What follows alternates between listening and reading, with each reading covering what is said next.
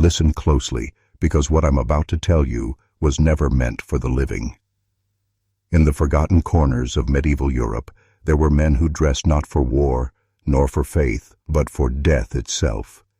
You've seen them in paintings and costumes, the long black robes, the bird-like beak mask, the image of the plague doctor. But the truth behind that mask is far darker than you've been told. This was not the garb of a healer. This was the uniform of a human scavenger. A man who walked among the dying, not to save them, but to profit from their fear, their confusion, and the slow rot of society. I bring you stories draped in shadow, tales of forbidden history, hidden rituals, and truths buried with the dead. If you crave the kind of darkness they don't teach in classrooms, subscribe to my channel, and press the bell icon so the next secret finds you before the world buries it again. Their legend begins in the mid-14th century, when the Black Death tore through Europe like a god's punishment, killing 1 out of every 3 souls. Imagine your entire street gone in a week. Imagine the smell of the air, thick, sour, the stench of decay so heavy you could taste it. And in that stench, walking slow and deliberate, came the figure in black. The beak mask wasn't a whimsical design. It was stuffed with pungent herbs, vinegar-soaked sponges, and even crushed camphor to mask the stench of the corpses they rummaged through. They claimed it protected them from miasma, the invisible poisonous air they believed carried the plague. But those herbs were not just for the doctor's protection. They were also to conceal another scent. The reek of human flesh they handled far too intimately. You see, plague doctors were rarely trained physicians. Many were failed barbers, wandering clerics, even criminals given pardon if they agreed to serve in infected towns. They were hired not to cure, but to count. To catalog the dead, record the dying, confiscate property from contaminated homes. And in the chaos, who would notice if a gold ring or silver chalice never made it to the city records? Who would notice if they took more than just the valuables? Some whispered that the beak mask was not merely a filter, but a prison for the soul. That herbs like wormwood and henbane could cloud a dying person's senses, making them docile, even obedient, in their final moments.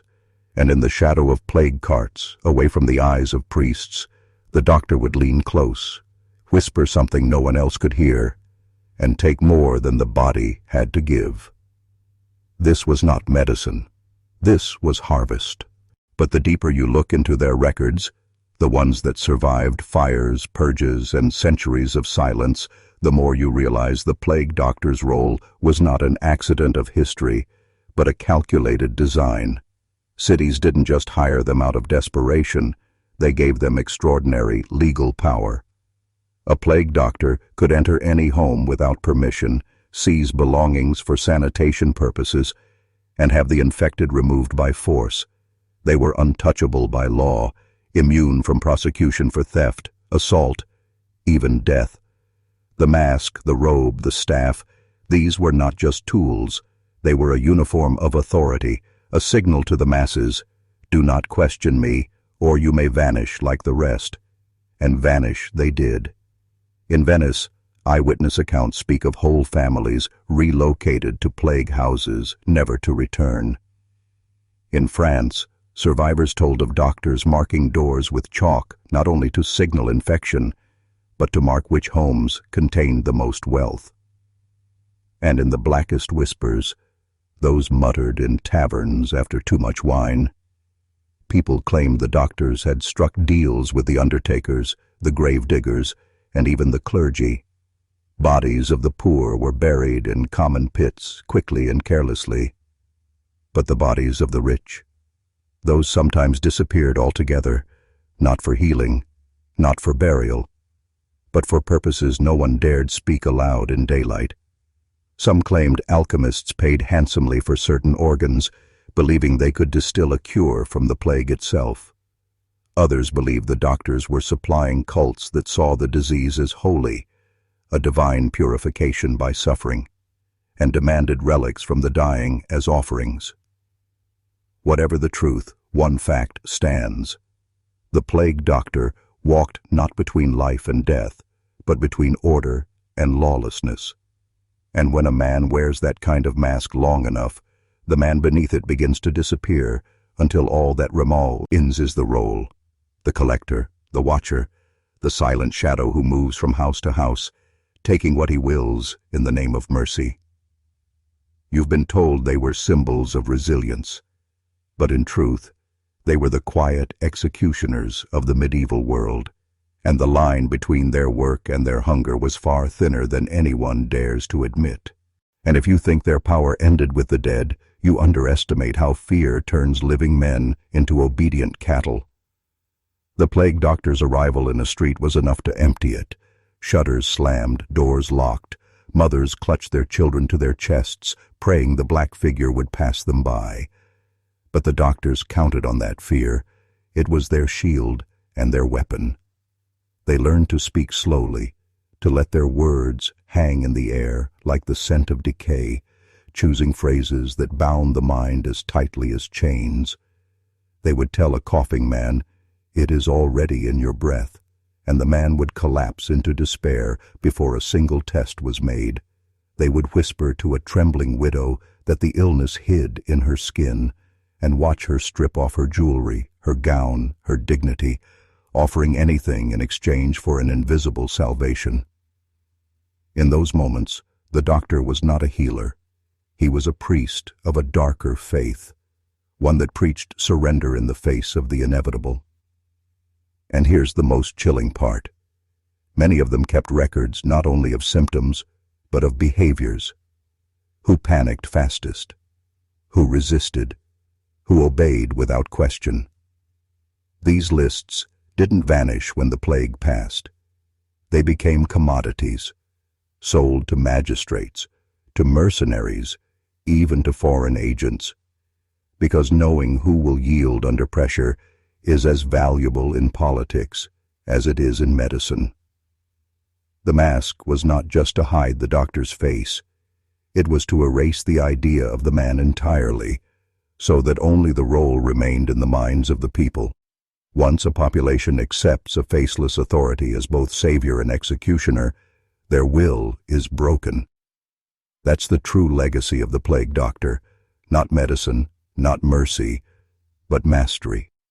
The mastery of fear, refined until obedience came not from force, but from the crushing weight of inevitability. And once you understand that, you realize the plague doctor never left us. His robe changed color, his mask changed shape, his staff became paper, ink, and law. But the eyes behind the mask? They still study us. They still choose who breathes and who is forgotten. And they are still paid well to ensure the rest of us never know the difference. What few dare to speak of is the grotesque ritual hidden beneath the guise of treatment. The plague doctor did not merely apply ointments or listen to labored breaths. He performed a theater of control, a performance that blurred the line between medicine and ceremony. Patients were not cured. They were observed, tested, and often poisoned under the pretense of care. Leeching, cupping, fumigation. These were not just primitive treatments, but tools to break the body and bend the mind. Some doctors would sprinkle powders laced with toxic herbs into a patient's drink, claiming it would cleanse the blood, while knowing full well it would induce delirium, hallucinations, and fear. Others forced patients to inhale the aromatic concoctions stuffed in the beak of the mask, creating a haze so potent that the dying believed themselves visited by angels or demons, depending on the doctor's intention. And there were whispers, dangerous whispers, of midnight gatherings where the doctors met in secret, dissecting the bodies of the recently deceased, chanting incantations and recording signs on parchment in codes that have never been fully deciphered. These were not medical notes. They were grim inventories of influence, organs catalogued by shape and color, bodily fluids tested for potency, the reactions of the dying noted with precision, as if the human soul were an ingredient to be measured. Families of victims often spoke of doctors returning at odd hours, claiming new treatments. Yet their loved ones emerged quieter, subdued, and sometimes never spoke again, their wills broken before the disease could finish them. In those moments, the plague doctor was not a healer. He was a manipulator, an orchestrator of terror and submission, a figure who understood that the true disease of humanity is not in the flesh but in the mind, and that by controlling the mind, you control the living, the dying, and those who remain to watch. It is in these hidden practices, whispered of in diaries burned or locked away, that the macabre genius of the plague doctor becomes clear.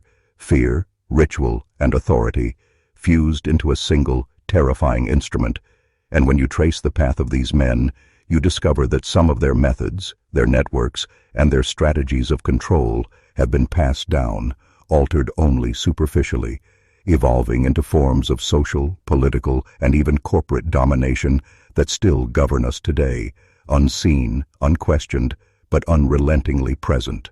The plague doctor was never truly alone. He operated within a web of alliances that the living scarcely comprehended.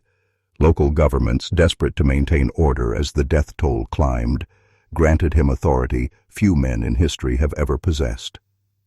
They were provided with exemptions from law, the freedom to seize property, to quarantine, and even to remove children from families, all under the guise of public health.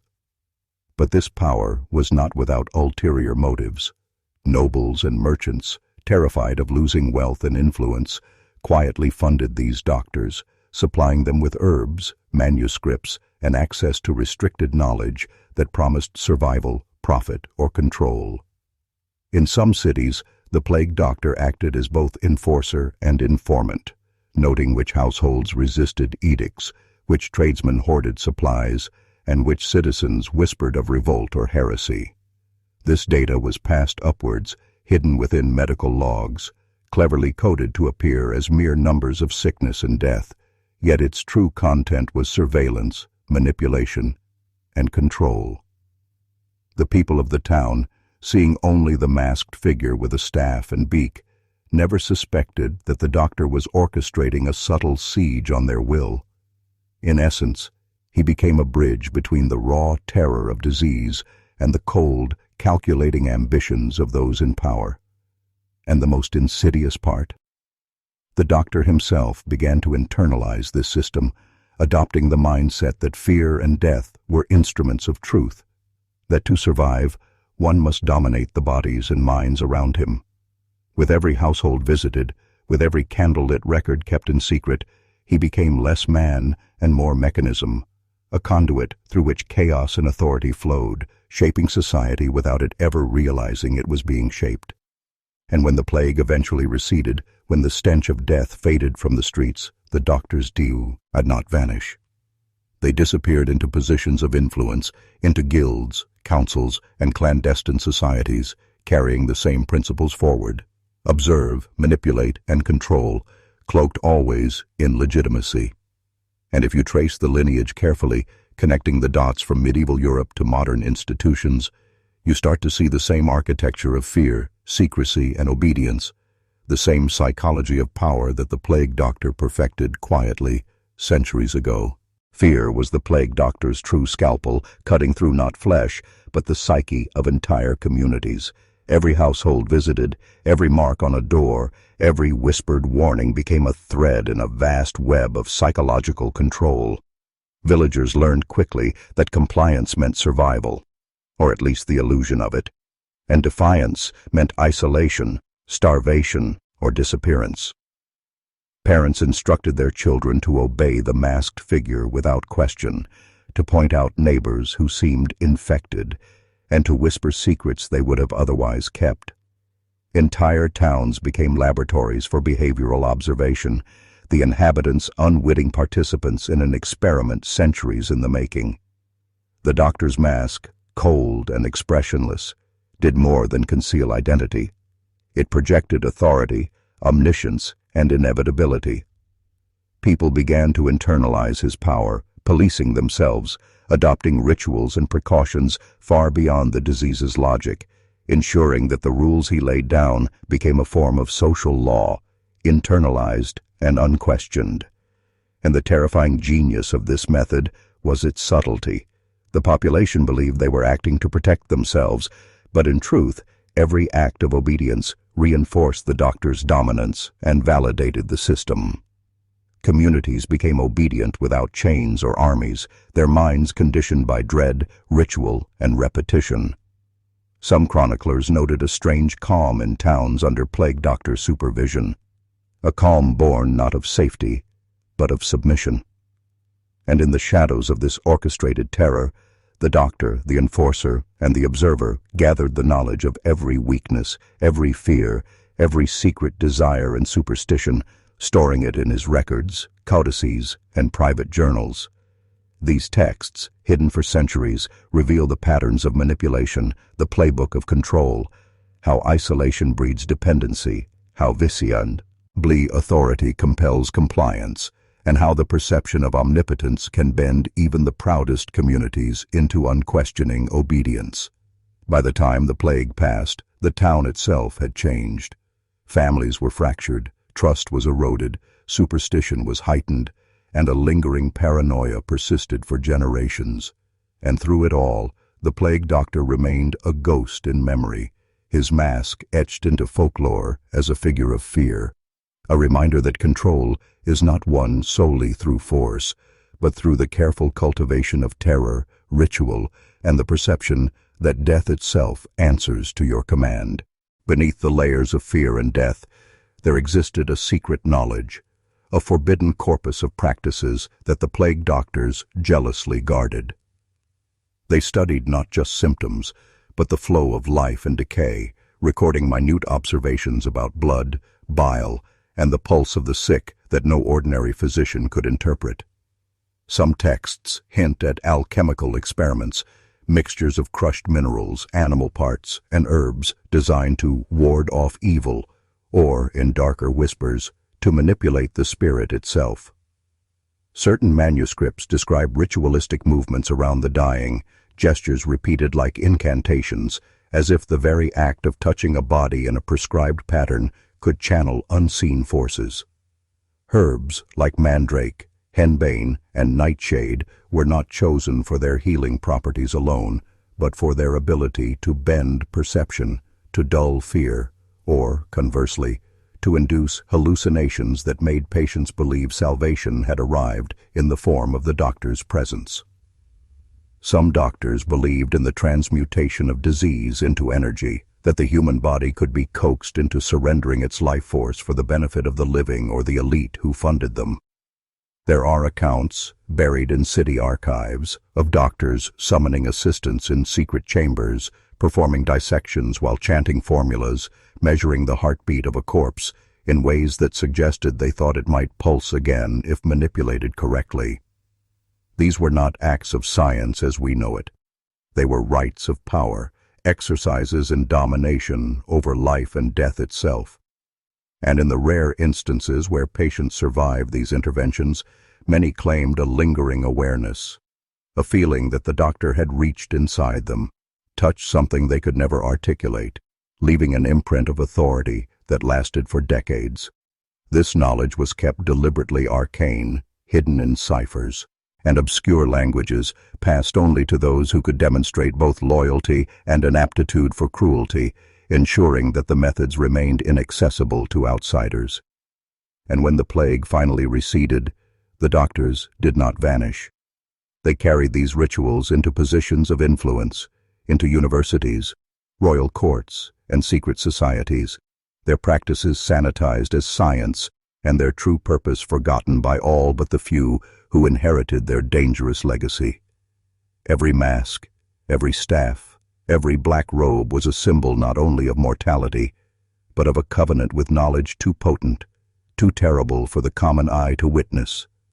A covenant that once glimpsed changes the man forever. The imprint of the plague doctor did not die with the last fevered victim. It seeped into the structures of society itself, molding obedience and superstition long after the masks were hung in dusty attics. Entire religious rituals were adapted from the gestures, the timing, and the chants observed by these doctors, transforming the fear of disease into devotion and moral compliance. Communities learned to accept authority unquestioningly, to view the intermediaries, priests, magistrates, or council members as guardians between life and death, echoing the same psychological leverage once wielded by the masked figures. Even folklore carried fragments of their methodology, tales of the shadowed healer, the silent visitor in the night, the invisible hand that chooses who lives and who vanishes. Parents told their children to obey and confess, to offer up secrets willingly, and the children grew into adults whose compliance was ingrained, whose private thoughts were shaped by the unseen specter of control. Scholars who examined surviving journals noted a deliberate pattern. Every action, every ritual, every gesture was designed to instill a dual reality, one where survival depended on obedience, and one where resistance meant annihilation. And the irony is cruel. The communities believed themselves protected, but protection was only the pretense for the deeper purpose: submission, conditioning, and the slow internalization of fear as law. Over decades, this became systemic. The mindset perfected by plague doctors infiltrated courts, municipal orders, and even the education of the elite, who unknowingly trained themselves to wield fear as a tool, just as the masked figures once did. Those who claimed to study medicine or law or governance often inherited a doctrine of domination without realizing its origin, a doctrine that begins with terror and ends with quiet compliance. And yet, the most terrifying realization is this: the lineage of influence has never ceased. The veil has shifted, but the mechanics remain. Modern institutions, from bureaucracies to healthcare systems, retain echoes of the same psychological architecture: the careful calibration of fear, authority, and ritualized behavior to produce obedience without overt violence. Once you recognize it, you see the hand of the plague doctor in the way societies structure themselves, in the coded language of policy, in the orchestration of crises, in the subtle reinforcement of hierarchy through ritual and expectation. The plague doctor's legacy is not death in the streets. It is control in the mind, invisible yet absolute, a blueprint for shaping humanity without ever touching it directly. Entire families were turned into instruments of observation, their daily routines reshaped under the subtle thumb of the plague doctor, who was as much a tyrant of perception as of life itself. In some towns, wealthy households invited these figures under the pretense of safeguarding their estates, only to find their kitchens, bedrooms, and even gardens meticulously catalogued for signs of disobedience, fear, or resistance. Children were trained to obey masked authority, adults learned to suppress dissent for survival, and the elderly whispered of neighbors who vanished overnight, leaving behind locked doors and unanswered questions. Chronicles from the period describe a widow whose husband succumbed to fever, yet she was compelled to recount every word he had spoken in his final hours, not for comfort, but to create a record of thought under duress. Merchants had to confess inventories and financial secrets, artisans were interrogated about methods and materials, and even the clergy sometimes submitted to questioning, their sermons noted for tone and influence. The plague doctor operated like a virus, invisible yet penetrating, transforming the very culture of a town, dictating the rhythm of life in ways no one dared challenge. Fear became a currency, and the doctor its banker, loaning hope in exchange for compliance, and extracting obedience in forms both trivial and profound. Every visit, every consultation, every ritual, no matter how clinical it seemed, was a lesson in power, a demonstration that authority need not be questioned, that death is the ultimate coercion, and that even the most intimate details of life can be harvested and weaponized. Generations absorbed these lessons silently, internalizing fear as a mechanism for survival, creating a self-policing society in which rebellion seemed inconceivable. And yet, in the shadows of these accounts, one discovered something even more chilling: the knowledge the doctors amassed, the patterns of control, did not vanish with the plague. It was folded into law, inherited by elites, transformed into bureaucracies, religious rites, and social norms. A family that once trembled under the mask might one day rise to govern others, perpetuating the same system with invisible strings, never aware that they were acting on the blueprint of terror first etched by a figure in black, a beaked mask and eyes that seemed to see not only the body, but the very essence of obedience. The line between medicine, superstition, and psychological warfare was never accidental. It was meticulously designed, a fusion of authority and arcane knowledge that few dared to question. Plague doctors wielded their masks, herbs, and instruments not just to diagnose disease, but to bend belief itself, creating a theater in which life and death obeyed the rules they set. Patients were subjected to treatments that were simultaneously medical, symbolic, and terrifying. A fumigation could cleanse the body, intoxicate the mind, and assert dominance all at once. Leeching was not only a supposed cure, it was a tactile reminder of the doctor's control over the flow of life. Even the beak, stuffed with fragrant mixtures of cloves, myrrh, and other rare substances, was both protective and performative, a mask that concealed identity while projecting omnipotence. Those who witnessed it, children, neighbors, even fellow physicians, internalized the spectacle as truth, a reinforcement of hierarchy in which the masked figure was the final arbiter. The rituals extended beyond the body into the social and spiritual fabric. Prayers, gestures, and chants became indistinguishable from instruction, warning, and surveillance. Villages were conditioned to expect intervention, to yield secrets willingly, and to submit without question. Journals that survived hint at something darker still. Some doctors believed they could manipulate fate itself, that the timing of death and survival was a tool, that disease could be harnessed as a force to realign social order, reward loyalty, and punish defiance. Families were observed for psychological patterns. Communities were studied for the effects of fear and isolation. The doctor, once a healer, became a strategist of obedience, an architect of submission, using every tool at his disposal to craft not only a response to plague, but a template for power. And in the process, knowledge itself became weaponized, not the knowledge of cures, but the knowledge of human nature, of vulnerability, of the ways the mind bends under pressure.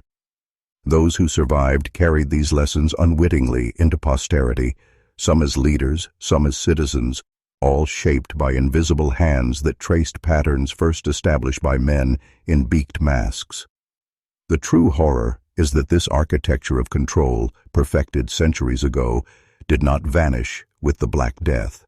It lives on, embedded in social systems, rituals, and institutions, a blueprint of psychological domination that, once recognized, can never be unseen, and once understood, changes the way a man perceives the very nature of authority. Hidden beneath the veil of medicine and ritual, plague doctors often delved into practices that modern eyes would call occult. Yet for them, these were logical extensions of power and survival. Certain texts, preserved in hidden libraries and private collections, describe precise sequences of gestures, symbols drawn with herbs or blood, and chants repeated at exact moments of the day, all intended to influence not just the body, but the spirit, the environment, and the unseen forces they believed guided disease. They operated under the conviction that illness was not merely a natural occurrence, but a manifestation of imbalance in the human, the divine, and the cosmic order. The masks and beaked instruments were part of this codified system, a physical anchor for metaphysical manipulation, the beak as a vessel for aromatic alchemy, the staff as a channel for energy, the cloak as a boundary between the doctor and the invisible currents of death. Apprentices, when they existed, were trained to memorize these rituals precisely, not questioning why, but trusting the authority of the master who had survived plague after plague. Some accounts, though fragmentary, suggest that certain families were chosen as conduits for these rituals, their households subjected to carefully orchestrated sequences of illness, isolation, and observation, a terrifying laboratory in which life itself was the experiment. The knowledge was fragmented, layered with codes and ciphers, ensuring that only the initiated could access its full meaning. And yet this was not simply superstition. It was systematized control, a deliberate merging of observation, influence, and secrecy that allowed doctors to manipulate outcomes with uncanny precision. Villagers who witnessed these rites could not discern the boundary between healing and coercion, and that was the point. Fear, belief, and ritual became inseparable, binding the population to the doctor's authority even after the plague had passed. The most chilling realization is that these practices, once hidden, became templates for power that outlasted the Black Death. They seeped into guilds, courts, and religious institutions, subtly guiding behavior through ritual, fear, and symbolic authority. Those who stumbled upon fragments of these texts centuries later often dismissed them as superstition, never realizing that embedded within were the psychological codes that govern obedience, manipulation, and social control. Codes first written by men in beaked masks who treated not just disease, but humanity itself as an experiment in dominance. Plague doctors understood the raw power of trust entwined with desperation, and they wielded it with terrifying precision. Communities on the brink of death or starvation surrendered to their authority willingly, believing the masked figure to be both savior and judge. Doors were opened without hesitation, secrets revealed under the guise of treatment, and entire towns were reshaped by the doctor's interventions. Even the most stubborn villagers found themselves enmeshed in a system they could neither escape nor fully comprehend, compelled to act in ways that reinforced the doctor's dominion. Parents taught children to recognize the telltale signs of illness, to report symptoms, and to respect the mask without question, embedding obedience from the earliest age. Merchants and farmers, fearing the collapse of livelihoods and lives, allowed inventories and resources to be catalogued, creating records that became tools for subtle coercion, shaping behavior long after the plague had receded. Public rituals, fumigations, processions, and isolation of the sick transformed fear into performance, and performance into compliance, until the line between survival and subjugation blurred entirely. Even the sick themselves were complicit, internalizing the doctor's dominance as a necessary condition for life, often unwittingly passing on the lessons to neighbors and kin. Chroniclers of the era, when they survived the plague, noted patterns that seem unnervingly modern. The systematic cultivation of dependence, the orchestration of obedience, the subtle nudging of entire communities toward self-surveillance and mutual enforcement. Villages became laboratories for human behavior, each household a controlled environment, each illness a test case. And when the plague passed, the imprint remained. Fear had become ritual, distrust had become tradition, and authority had become absolute. The doctor had vanished physically, but his methods endured invisibly, woven into the fabric of daily life, guiding thought and action with an imperceptible hand. It is here, in these shadows, that one begins to see the enduring legacy of power. Control that needs no armies, obedience achieved without violence, and knowledge wielded not to cure, but to dominate. Those who recognize this pattern today can trace its lineage from the masked streets of medieval Europe to the subtle manipulations of modern institutions, realizing that the architecture of fear, once mastered, is timeless, and its echoes can reshape a society long after the plague itself has ended. Superstition and folklore were the hidden scaffolding that amplified the plague doctor's power, embedding obedience in the cultural psyche so deeply that questioning authority became almost impossible. Tales of the beaked healer wandering through misty streets at dawn, of whispered warnings that the mask could see not just sickness, but sin, transformed individual fear into collective ritual. Children were taught songs and stories about the doctor, stories that emphasized submission, the inevitability of disease, and the omnipotence of those who claimed knowledge of life and death. Even after the immediate threat had passed, these narratives persisted, coloring generations with an instinctive reverence for masked authority and invisible forces. In villages where these stories were strongest, public behavior mirrored the teachings of the tales.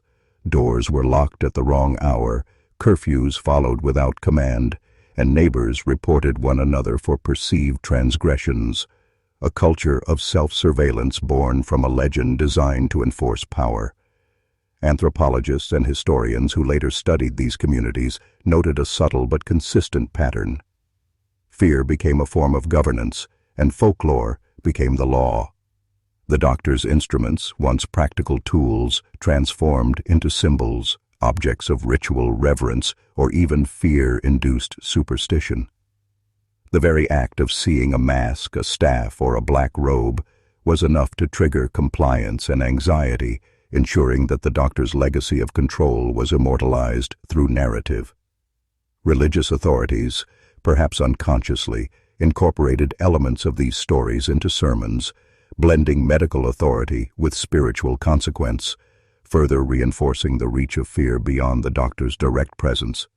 And when elites observed these patterns, they saw opportunity to govern, to manipulate, to enforce hierarchy without confrontation. The psychological machinery first tested during plagues became a blueprint for coercion, a system where terror is codified into culture and obedience is normalized through legend. This is the quiet horror. The doctor's hand does not vanish with history. It lingers in the stories we tell, in the rituals we perform, in the social instincts we inherit. Every whispered tale, every cautionary rhyme, every ritual of submission is a remnant of a design meant to dominate thought itself. And those who come to understand this pattern realize the chilling truth. Power, once fused with fear and myth, becomes eternal, shaping humanity in ways invisible yet inexorable, a shadow that stretches far beyond the plague-ravaged streets of medieval Europe. Plague doctors communicated in a language few could decipher, a coded system of gestures, symbols, and subtle markings that conveyed not just medical insight, but directives, warnings, and control strategies.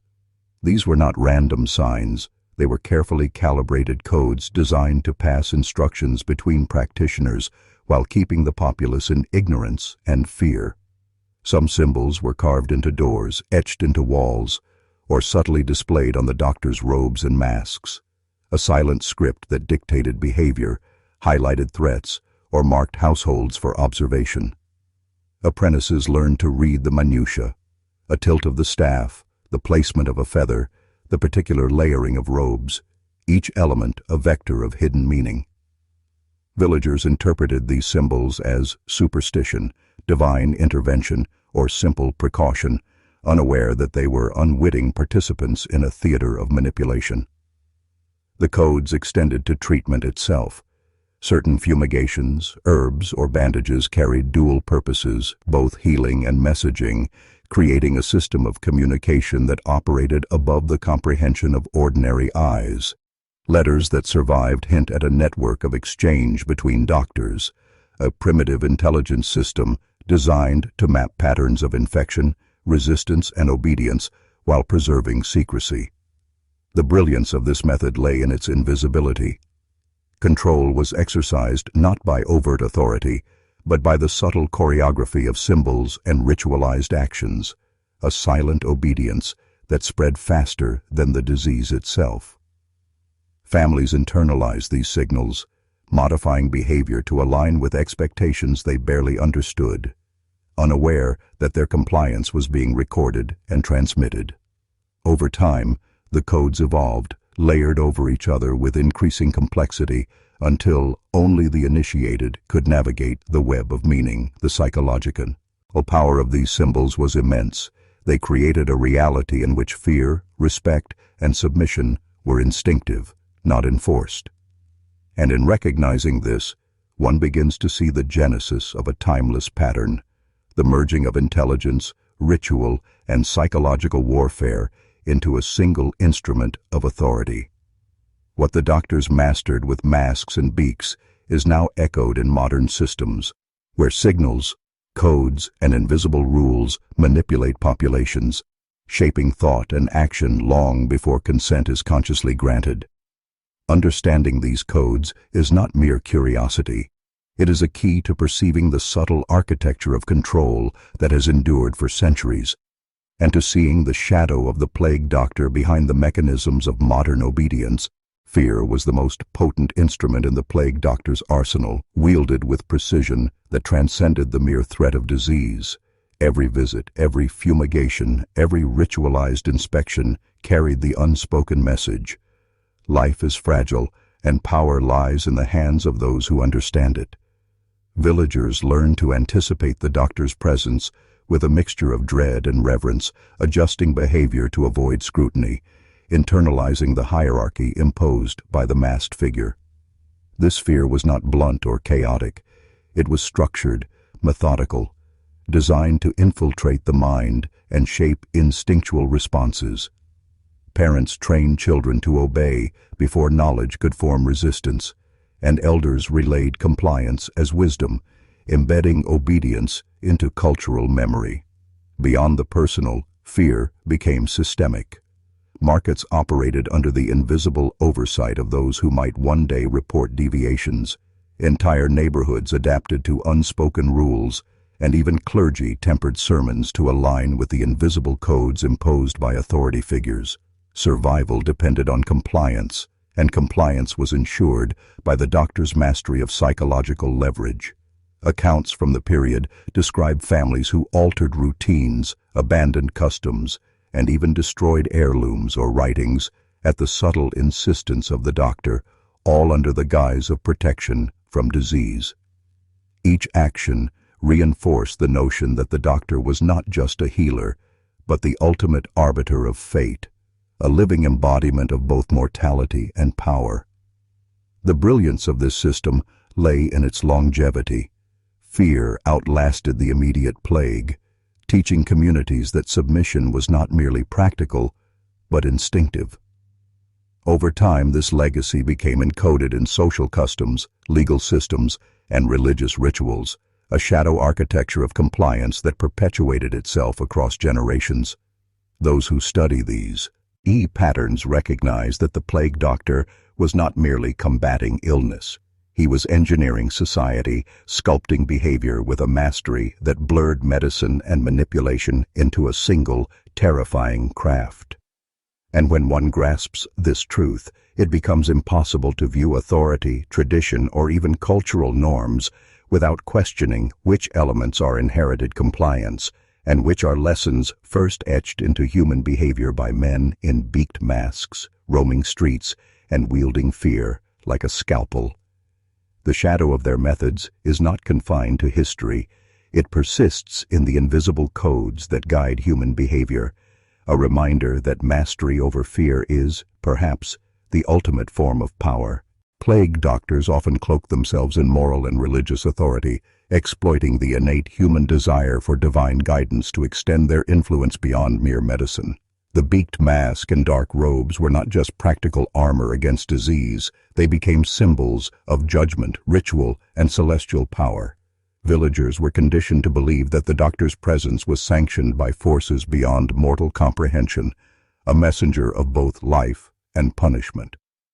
Priests, fearing the plague's devastation, frequently deferred to the doctor's pronouncements, blending spiritual authority with medical dictate in ways that made resistance almost unthinkable. Sermons began to echo the doctor's coded warnings, warning of sin as a conduit for disease, or framing compliance as a moral imperative.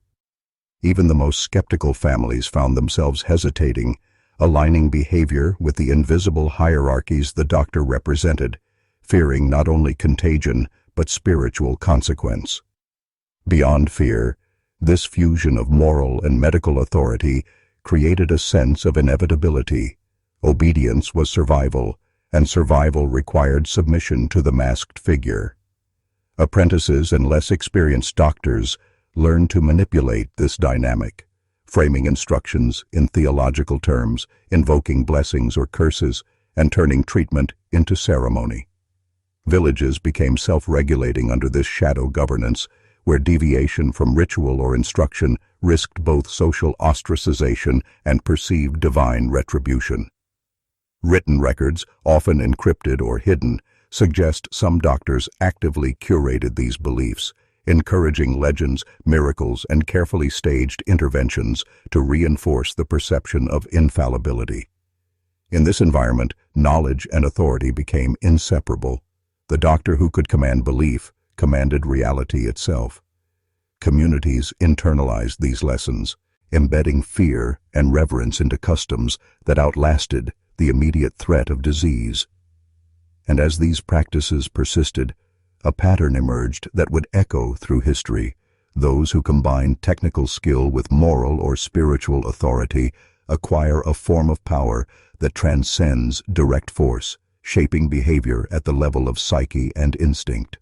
Recognition of this pattern is dangerous knowledge, for it reveals the invisible architecture beneath society, showing how authority, once fused with fear and sacred sanction, can mold thought and action for generations.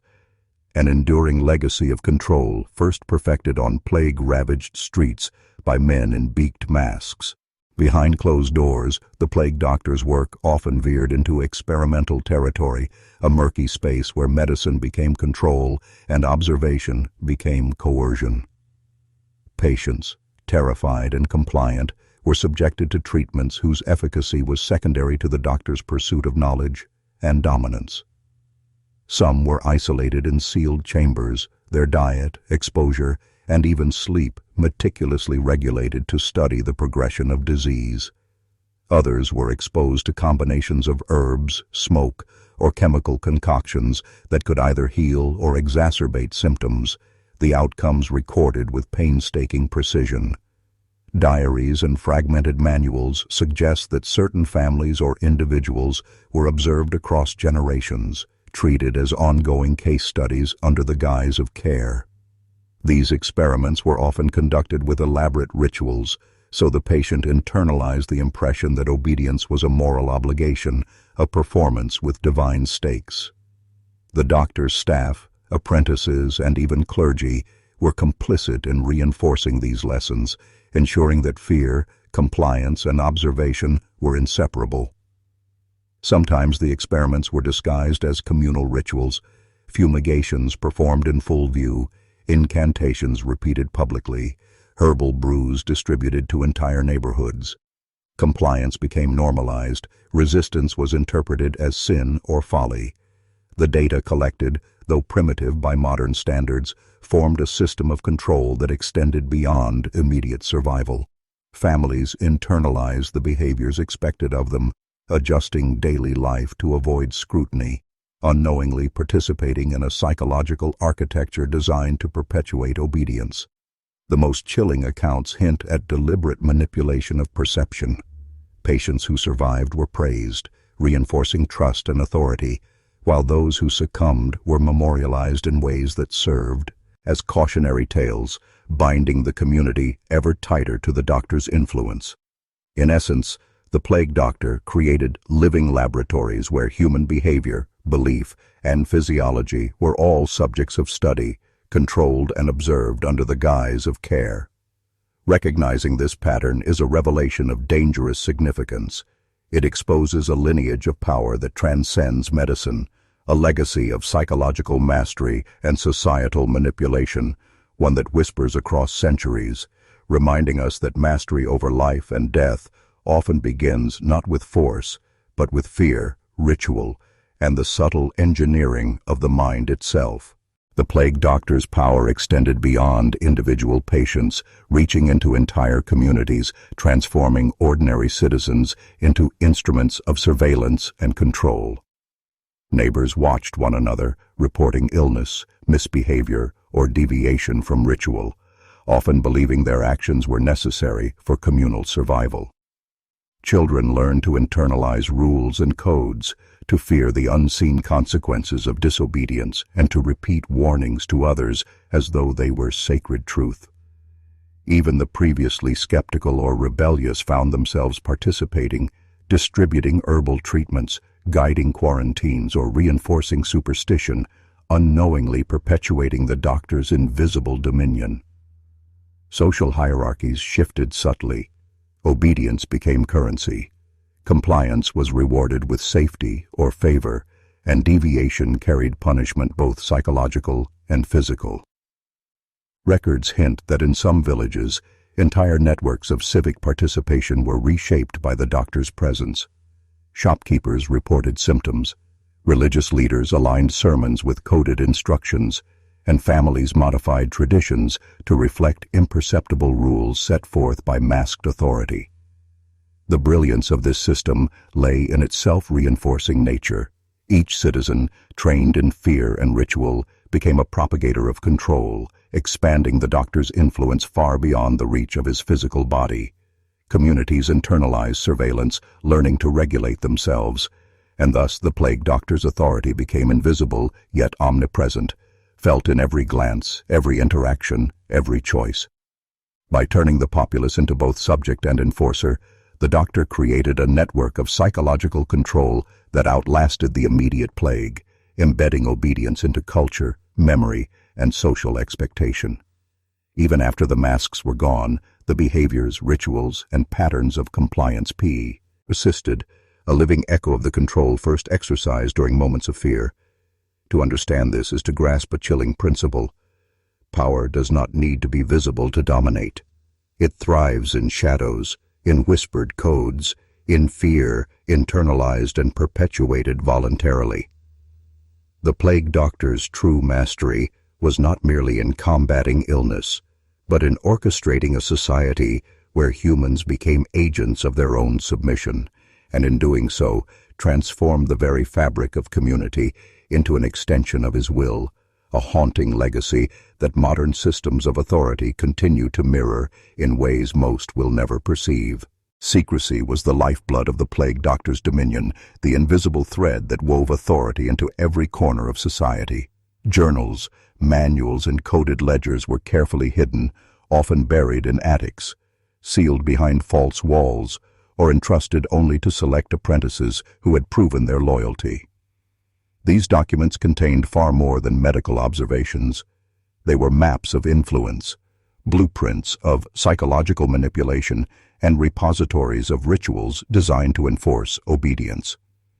Knowledge itself became a weapon, hoarded and rationed, so that the uninitiated remained dependent on the doctor's authority for understanding, survival, and social guidance. Communities, unaware of the layers of information deliberately concealed from them, interpreted compliance as wisdom, superstition as necessity, and ritual as divine mandate. Apprentices who were given access to these secret texts were indoctrinated, learning that mastery required both technical skill and the careful orchestration of perception. Even a minor leak of information could destabilize the delicate balance of fear and compliance, so secrecy was enforced with vigilance, sometimes through intimidation or carefully staged public displays of authority. In effect, the doctor controlled not only bodies but knowledge itself, shaping the narrative of reality for everyone under his gaze. The hidden scripts dictated behavior long after the visible threat of plague had faded, and the communities that once feared death began to fear deviation from the patterns encoded in whispered teachings and concealed writings. The genius of this approach lies in its timelessness. Control through selective access to knowledge ensures that obedience is internalized, not enforced externally. Those who stumble upon these hidden truths centuries later, poring over manuscripts or artifacts, begin to understand the meticulous architecture behind social compliance and recognize the terrifying sophistication of an authority that needed no sword, no army, only information and the careful calibration of fear. The plague doctor's legacy, therefore, is not merely in the shadows of streets once ravaged by disease, but in the very idea that knowledge, hidden and sacred, can be weaponized to bend minds and shape societies, an enduring testament to the power of secrecy over both body and soul. Plague doctors did not operate in isolation. Their authority seeped into the corridors of political power, entwining fear, knowledge, and governance into a single instrument of control. Rulers, governors, and municipal councils relied upon the doctor's reports, not merely for health statistics, but for the subtle calibration of public compliance. Entire policies were crafted around his observations. Quarantines, curfews, and even taxation reflected the doctor's coded intelligence on who posed a threat, who could be persuaded, and who required direct intervention. Fear became policy, and policy became ritualized obedience. Officials who resisted or questioned recommendations risked public backlash, accusations of negligence, or whispers that could ruin reputations overnight.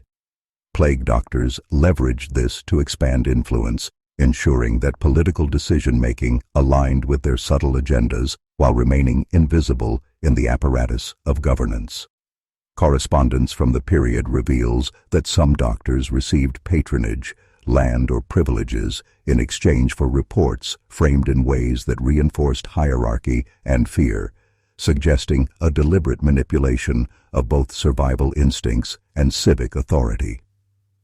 Citizens, believing that compliance was sanctioned by both medicine and law, internalized rules without question, unaware that each edict carried layers of psychological engineering. Political and social systems became intertwined, creating a feedback loop where fear shaped policy, policy reinforced belief, and belief strengthened obedience. In this environment, dissent was not only socially dangerous, but structurally undermined. Laws, social pressure, and psychological conditioning operated in unison, producing communities that regulated themselves according to invisible scripts written by men in beaked masks. Recognizing this connection between plague, knowledge, and governance reveals a chilling continuity. The same mechanisms that allowed doctors to dominate villages were replicated at higher scales, a blueprint for modern authority structures where fear, information control, and ritualized obedience coalesce. Understanding this is dangerous because it exposes the architecture of manipulation that underlies both historical and contemporary systems of power, showing how the mastery of fear, secrecy, and knowledge can reach beyond the body to shape societies, politics, and the very perception of reality itself. The plague doctor's influence was reinforced through hidden rituals, subtle performances designed to maintain fear and project omnipotence. Every visit, every fumigation, every entrance into a village was choreographed like a ceremony. The mask, the robes, the sound of clacking wooden canes, the smoke rising from aromatic herbs, all calculated to create awe, unease, and submission. Villagers interpreted these displays as signs of supernatural or divine sanction, believing that the doctor operated under forces far beyond mortal understanding. Some accounts describe nightly rituals performed in secret, herbs burned in precise sequences, incantations whispered under the breath, diagrams traced in ash, meant to protect the doctor while simultaneously demonstrating control over unseen threats. Apprentices observed these rituals, learning not only the technical methods of medicine, but the psychological manipulation inherent in each act. Compliance was cultivated not through threats alone, but through the careful orchestration of perception. The patient and the community were both witnesses and participants in an elaborate theater of authority. Legends grew around these performances. Even survivors recounted visions of the doctor appearing at doorways as if emerging from shadows, the mask reflecting candlelight like a herald of death. This theater was not vanity. It was strategy, a method to instill obedience, regulate behavior, and maintain the invisible hierarchy that allowed a single figure to dominate entire communities. Over time, these rituals became codified, repeated across villages and generations, embedding fear into daily routines, social norms, and collective memory. To understand them is to recognize that the plague doctor's power extended far beyond the physical. Mastery was psychological, social, and symbolic, turning observation, superstition, and ritual into instruments of dominance. And once the mind is conditioned to believe in such authority, the body, the family, and the community all follow in obedient harmony, unaware that each act of compliance reinforces the very system designed to control them. The lesson is stark. Control need not be overt or violent. When fear is ritualized and belief manipulated, obedience becomes instinctual, survival becomes submission, and society itself becomes a stage for the perpetuation of invisible power, a lesson that resonates far beyond the streets once haunted by masked figures. Some plague doctors walked a deliberate line between healer and executioner, wielding their authority as both a promise of salvation and a harbinger of death. The same figure who dispensed herbs, recorded symptoms, or tended the sick also determined who would live, who would be quarantined, and, in some cases, who would be left to succumb. Records and fragments of diaries hint at deliberate choices made to experiment with mortality, to test the limits of disease, and to observe human behavior under extreme duress. Families were aware that the doctor's presence could mean intervention or disappearance. The uncertainty itself became a tool of compliance. Citizens internalized fear so completely that they monitored their own bodies, corrected their behavior, and even reported neighbors' missteps, believing their vigilance could alter fate. The doctor's dual role reinforced a terrifying notion. Life and death were not random, but subject to judgment and calculation, and survival required unwavering submission. Apprentices were trained to emulate this balance, learning to wield mercy and cruelty as instruments of authority, to manipulate hope and despair, to control perception. Villages became ecosystems of subtle coercion, where obedience was rewarded with protection, defiance punished by exclusion or exposure, and the line between care and cruelty blurred beyond recognition. The psychological imprint was profound. Humans learned to accept surveillance, ritual, and judgment as intrinsic to daily life, internalizing the doctor's authority as part of moral and civic duty. The most chilling legacy of this duality is that it created a system where fear and hope were inseparable, where the promise of healing and the threat of death reinforced one another, binding entire communities to invisible chains. By mastering both salvation and demise, the plague doctor became more than a practitioner of medicine. He became a sculptor of society, a manipulator of belief, and a custodian of life and death who demanded unquestioned obedience. Understanding this dark equilibrium reveals a pattern of psychological domination that transcends centuries. The mastery of fear, the subtle orchestration of choice, and the calculated projection of authority are timeless tools that shape human behavior long after the mask has been removed. Folklore and rumor became extensions of the plague doctor's dominion, amplifying his influence long after he left a village or even after death. Tales of masked figures appearing at midnight, of herbs that could heal or kill depending on obedience, and of secret knowledge passed only to the worthy circulated like wildfire, embedding fear into collective memory. Parents warned children with stories of the doctor's gaze, clergy invoked his presence as a moral lesson, and the sick recounted whispered visions that transformed reality into legend. These narratives were not accidental. They were cultivated and sometimes deliberately encouraged by the doctors themselves or their apprentices, who understood that perception was a multiplier of power. The result was a culture where myth and reality intertwined, where obedience was reinforced not by immediate threat alone, but by the weight of a shared, terrifying story. Communities came to police themselves, internalizing the doctor's authority as omnipresent and inevitable. Even centuries later, fragments of these stories persisted in rituals, superstitions, and local customs, echoing the psychological architecture first imposed during outbreaks. By understanding the creation and propagation of these myths, one uncovers a chilling truth. The plague doctor's influence was never confined to medicine. It extended into psychology, sociology, and cultural memory. Legends became living tools of control, shaping perception, instilling fear, and reinforcing hierarchy without a single word of direct command. When people believe in the unseen power of a masked figure, they voluntarily submit, perpetuating the authority long after the original master has vanished. This intersection of narrative and obedience illustrates the timeless potency of stories as instruments of influence, a principle as relevant today as it was in the shadowed rites of plague-ravaged villages. Recognizing the deliberate construction of myth reveals that power is often invisible, sustained not by force alone, but by the stories we tell ourselves, the fears we internalize, and the rituals we perpetuate unknowingly, an inheritance of control, masked as cautionary tale, echoing across generations. Apprentices and successors ensured that the plague doctor's methods were not lost to time, forming a clandestine lineage dedicated to mastering both disease and dominion. These pupils were not merely trained in medicine, they were indoctrinated in the subtle arts of psychological control, ritualized authority, and societal manipulation.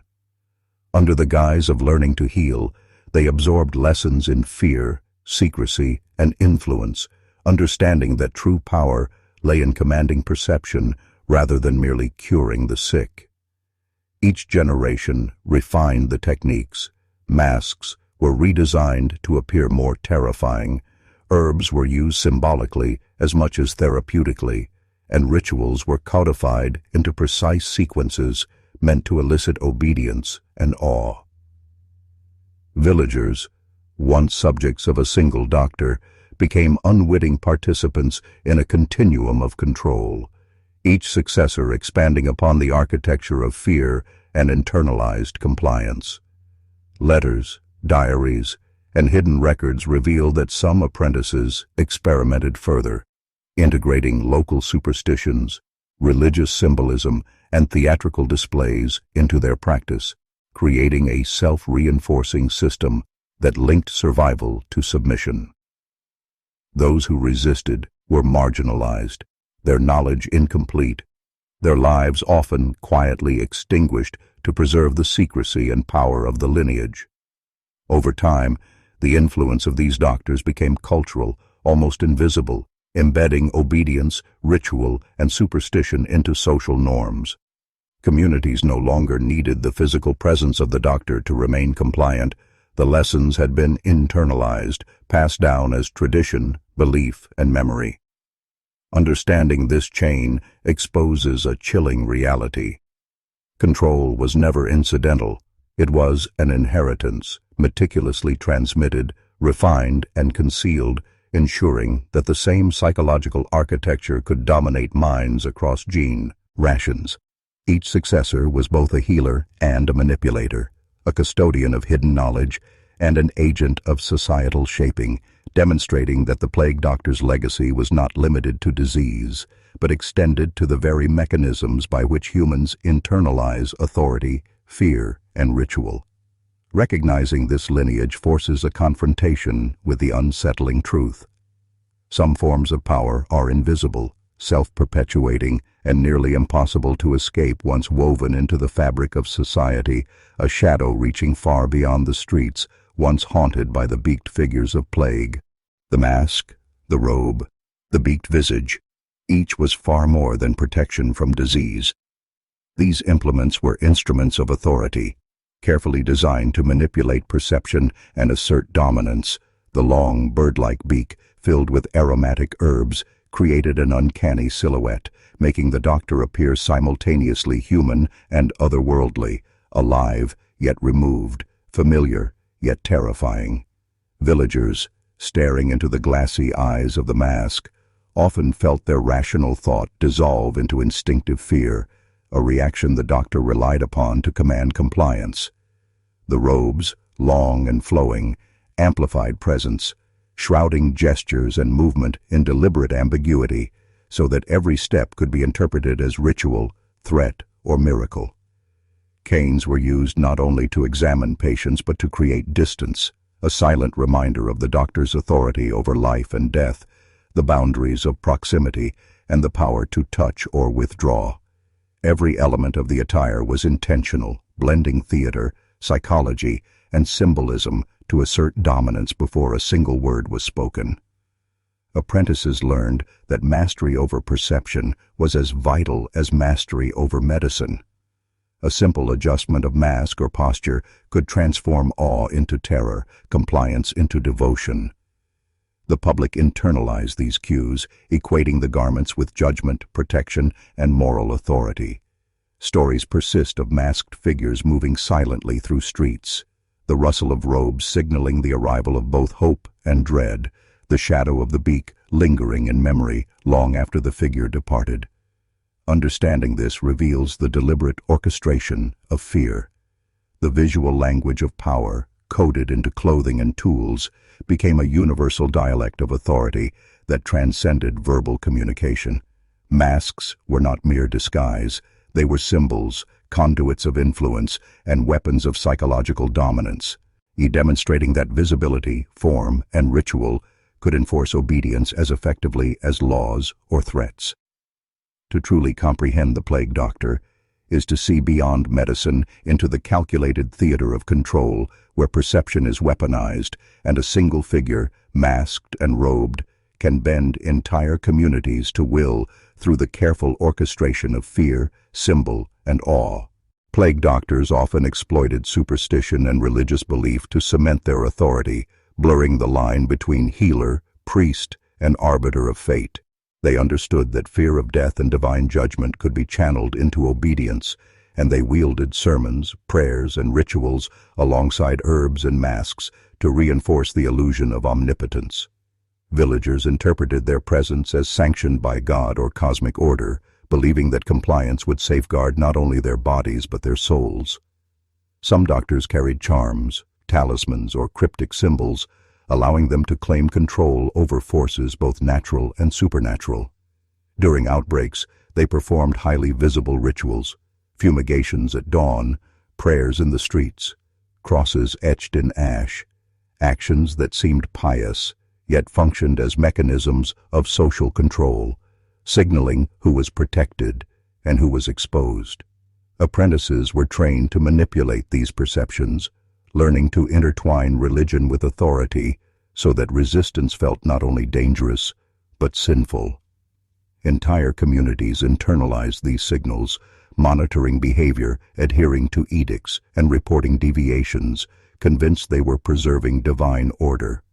Religious leaders, whether complicit or coerced, often reinforced this authority, giving the doctor an invisible network of moral enforcers.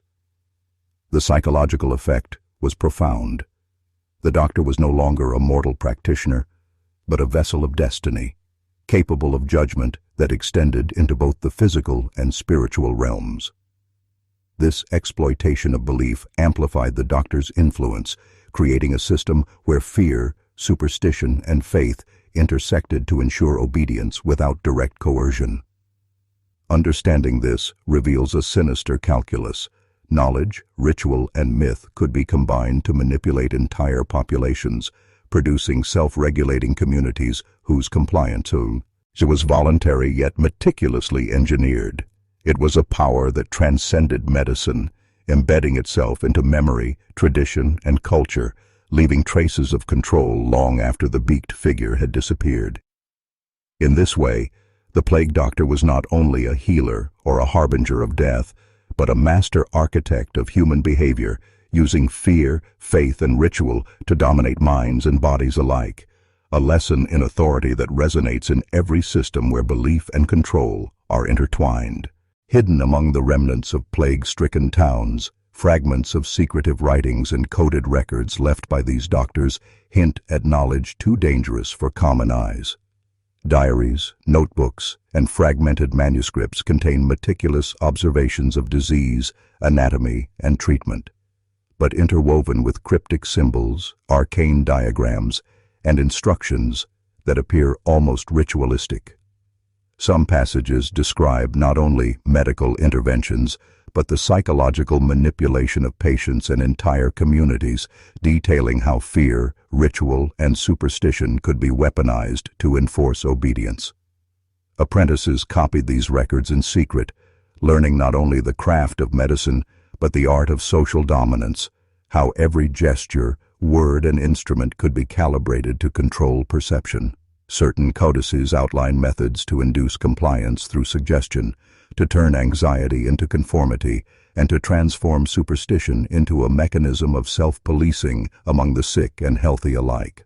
The writings suggest a disturbing awareness that disease is as much a tool of influence as it is a threat to life. Some documents are encoded in ciphers, requiring years to interpret, implying that the knowledge was deliberately restricted, accessible only to those deemed worthy, or sufficiently disciplined to survive the initiation into forbidden wisdom. Within these pages, the doctor's legacy transcends medicine. It becomes an architecture of power, teaching not merely how to heal, but how to bend perception, manipulate fear, and orchestrate entire societies from the shadows. The surviving fragments testify to a lineage that revered secrecy as a virtue, understanding that knowledge itself was a weapon and that revelation must be tightly controlled. To uncover these texts today is to glimpse a world in which morality, survival, and authority are intertwined, and where mastery over fear and belief is elevated to a discipline as exacting as the study of disease. The lessons contained in these secret records are chilling. True control lies not in brute force, but in shaping perception, directing collective belief, and embedding obedience into ritual and memory, leaving entire communities unwittingly complicit in their own subjugation. This hidden knowledge, once grasped, cannot be unseen. It changes the way a man perceives authority, mortality, and the fragile line between freedom and submission. The influence of plague doctors extended far beyond their own era, seeping into future generations of medical and psychological manipulation. Techniques honed in the shadow of death, fear, ritual, spectacle, and subtle coercion were repurposed in the structures of modern medicine, public health, and even psychological experimentation. Institutions learned that compliance could be cultivated without overt force, that authority could be internalized, and that visible symbols of power, uniforms, titles, and diagnostic tools could command obedience almost as effectively as any threat of punishment. Apprentices of the past, their methods encoded into manuscripts and whispered teachings, became unwitting progenitors of modern practices where control and persuasion intersect. The psychological architecture they perfected, combining suggestion, superstition, and ritualized authority, served as a blueprint for later generations of doctors, administrators, and leaders seeking to influence populations. Communities, once subject to the literal mask and beak, were replaced by societies conditioned to respond to institutional symbols, scientific language, and bureaucratic procedure. Fear remained the engine of compliance, repackaged in sanitized forms. Quarantine orders, diagnostic pronouncements, and the implicit threat of exclusion or judgment. Understanding this legacy reveals an uncomfortable truth. The plague doctor's power did not die with the black robes or the beaked masks.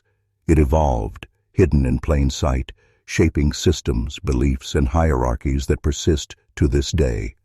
The mastery of perception, ritual, and obedience became a silent inheritance, transmitted through centuries as an unseen hand guiding human behavior, a template for authority disguised as service. Recognizing this lineage exposes the enduring psychological patterns that underpin both medicine and social order, forcing the observer to confront the chilling continuity of control. From medieval streets shadowed by beaked figures to contemporary institutions where compliance, ritual, and fear remain instruments of influence, subtly but relentlessly molding thought, behavior, and perception.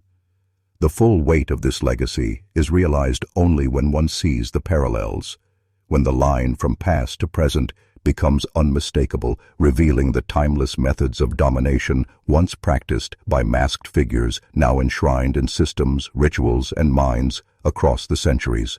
Initiation into the plague doctor's secret lineage was no casual apprenticeship.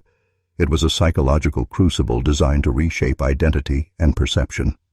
Prospective apprentices were subjected to prolonged exposure to disease, fear, and isolation, forcing them to confront mortality while cultivating detachment, precision, and control over both themselves and others. They were trained to interpret subtle social cues, to manipulate belief, and to instill obedience with minimal action, learning that influence could be more potent than overt force.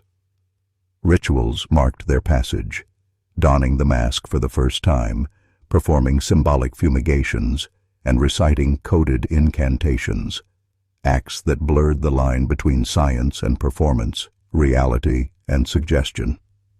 Each step was deliberately disorienting, designed to dismantle prior assumptions about authority, morality, and human behavior, replacing them with the doctrine of calculated influence. Mentors reinforced the idea that mastery over perception was the highest form of power, that the body could be preserved while the mind of a community could be guided, directed, and, if necessary, terrified into compliance. Psychological consequences were profound. Apprentices often experienced dissociation, heightened sensitivity to fear, and a hyper-awareness of social dynamics, which were then harnessed as tools rather than liabilities. Bonds formed in secrecy between masked master and pupil reinforced loyalty, obedience, and the transmission of forbidden knowledge, ensuring that each generation internalized the methods and ideology of their predecessors. Those who failed the tests of discipline or courage were quietly removed from the lineage, their absence serving as a warning to others and reinforcing the exclusivity and potency of the knowledge. Understanding these initiatory practices illuminates the terrifying precisio, and with which the plague doctor cultivated successors, not merely skilled in medicine but transformed into architects of control, capable of bending perception, belief, and behavior with subtlety and authority. This lineage was not only a transmission of technique, but a reshaping of identity, a psychological transformation that ensured the survival of power, secrecy, and influence across generations. To witness or comprehend this initiation is to recognize that mastery over fear and perception is a lifelong pursuit, an inheritance that changes not only what one does, but fundamentally who one becomes, forever linking knowledge, obedience, and authority in a shadowed continuum of control. The fusion of secrecy, ritual, and symbolic tools allowed plague doctors to create a network of influence that reached far beyond isolated villages, touching the early structures of state and institutional power. Masked figures, their methods codified and transmitted through secret apprenticeships, became templates for authority in broader governance, demonstrating that control over perception could precede, and often outweigh, the enforcement of law or military might. Ritualized practices, once confined to streets and homes, evolved into public performances of compliance and obedience, where the symbolic language of the doctor, robes, beaks, fumigations, gestures, was internalized as a metaphor for authority itself. Those trained in these methods infiltrated or advised emerging bureaucracies, hospitals, and councils, using the same psychological principles to influence policy, public behavior, and social hierarchies. Symbols of expertise, titles, tools, and protocols were wielded like weapons, signaling both competence and dominance, while the general populace, conditioned by centuries of ritualized fear and reverence, accepted guidance without question. Communities became self-regulating. Fear, habit, and superstition ensured that rules were followed, compliance enforced, and authority legitimized without overt coercion. This architecture of control mirrored the methods of their medieval predecessors, proving that the mechanisms of influence were universal and adaptable. By codifying obedience, embedding ritual, and controlling perception, a small group of individuals could shape collective behavior across regions and generations. The legacy of the plague doctor was no longer local or temporal. It was structural, embedded into the very frameworks of authority that govern human behavior. Understanding this network exposes a chilling continuity. Systems of power often disguise themselves as protection, science, or tradition. Yet beneath the surface, the same psychological levers honed by masked figures in plague-stricken streets are still at work, guiding perception, shaping belief, and enforcing compliance in ways both invisible and irresistible. The shadow of the Beak extends far beyond the medieval courtyard, demonstrating that mastery over perception is a timeless instrument of influence, a principle as relevant today as it was centuries ago. The psychological imprint of the plague doctor extended far beyond the immediate victims of disease, leaving an indelible mark on entire communities and their descendants. Fear, ritual, and the aura of authority became woven into the collective psyche, transmitted across generations through storytelling, social norms, and inherited behaviors. Children learned to respect and fear figures of authority, associating specific symbols, gestures, or words with power and danger, long before understanding the underlying mechanics. Memories of masked figures moving silently through streets, the rustle of robes, and the enigmatic rituals performed in public spaces became embedded in cultural memory, shaping responses to disease, governance, and social hierarchy. Over time, these imprints manifested as internalized obedience, an almost instinctive deference to those who wielded visible symbols of authority, and a latent anxiety that could be activated by subtle cues, clothing, ritual, or even language. Families told stories that blended fact with myth, transforming historical trauma into legend, ensuring that the lessons of fear and compliance endured even as the original context faded. Anthropologists and psychologists studying such communities centuries later observed patterns of heightened vigilance, ritualized behavior, and an ingrained respect for authority that could be traced back to periods of plague and the shadow of the beaked doctor. The mechanisms of control, mask, ritual, suggestion, and fear had left an invisible architecture within the human mind, shaping not only behavior, but perception, morality, and the very conception of power. Descendants internalize these cues, often without conscious awareness, perpetuating cycles of obedience and social conformity that mirrored the original psychological strategies of the doctors themselves. Recognizing this inheritance is unsettling. It reveals how trauma and authority, when entwined with ritual and symbolism, can persist silently across time, influencing decisions, beliefs, and fears in ways that appear natural but are deeply constructed. The plague doctor's legacy is thus not only historical but profoundly psychological, a dark inheritance that continues to shape minds, behaviors, and societies long after the masks have vanished, a testament to the enduring potency of fear, ritual, and authority meticulously applied. The ethical paradox of the plague doctor is perhaps the darkest lesson of all. Those revered as healers, saviors of communities, were simultaneously the architects of manipulation, fear, and psychological control.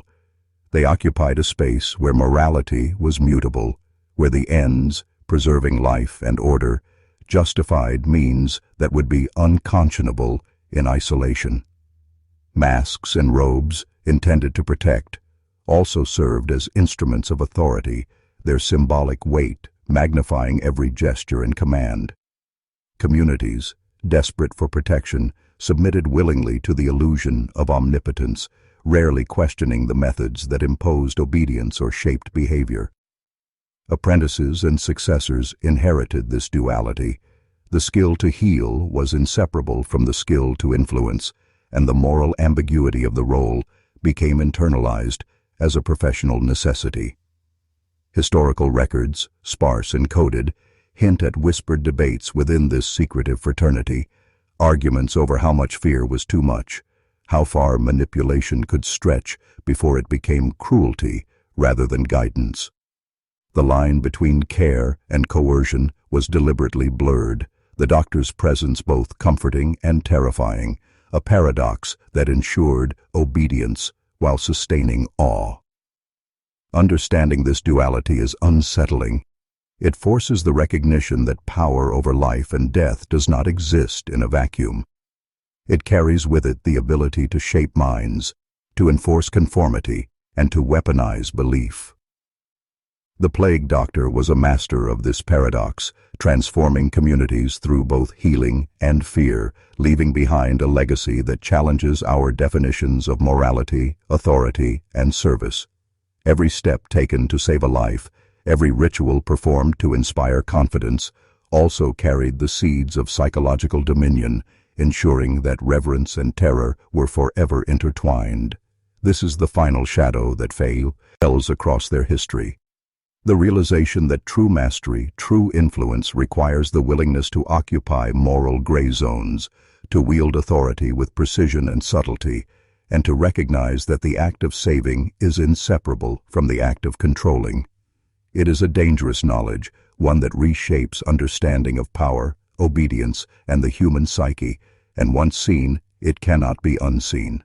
The final descent into the macabre legacy of the plague doctor reveals a truth that is both unsettling and inescapable. Their methods did not vanish with the decay of medieval streets or the disappearance of the beaked mask. They persist, hidden in plain sight, echoing through modern systems of control, medicine, and social order. Today, symbols of authority, ritualized procedures, and psychological influence continue to guide perception, shape compliance, and enforce obedience in ways both subtle and systemic. Hospitals, bureaucracies, and institutions carry forward the silent lessons of fear, ritual, and authority. Their rituals sanitized but no less powerful, their influence pervasive. The legacy is almost occult in its persistence, an invisible architecture of control that governs behavior, molds belief, and enforces conformity across generations, often without conscious recognition.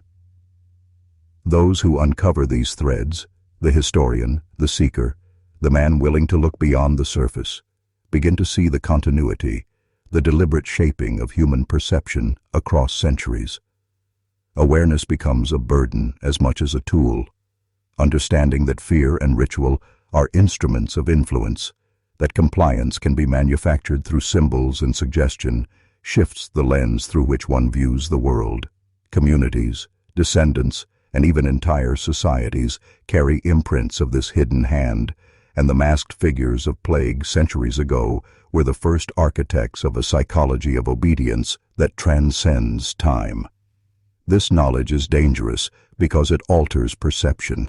It forces the realization that systems we trust, authorities we revere, and rituals we follow may be built on centuries of subtle manipulation, echoing the very principles of control first perfected by plague doctors.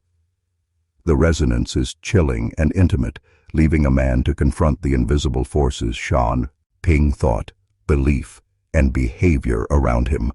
A reminder that mastery over perception is timeless, and that true awareness comes at the cost of innocence. Those who see it cannot return. The descent is complete, the veil lifted, and the shadows of the plague doctor march silently through every corridor of power, every institution of influence, leaving behind the haunting certainty that the past is never truly gone, that the lessons of fear, ritual, and control are alive, and that the most macabre truths are those that endure, unseen, shaping life itself.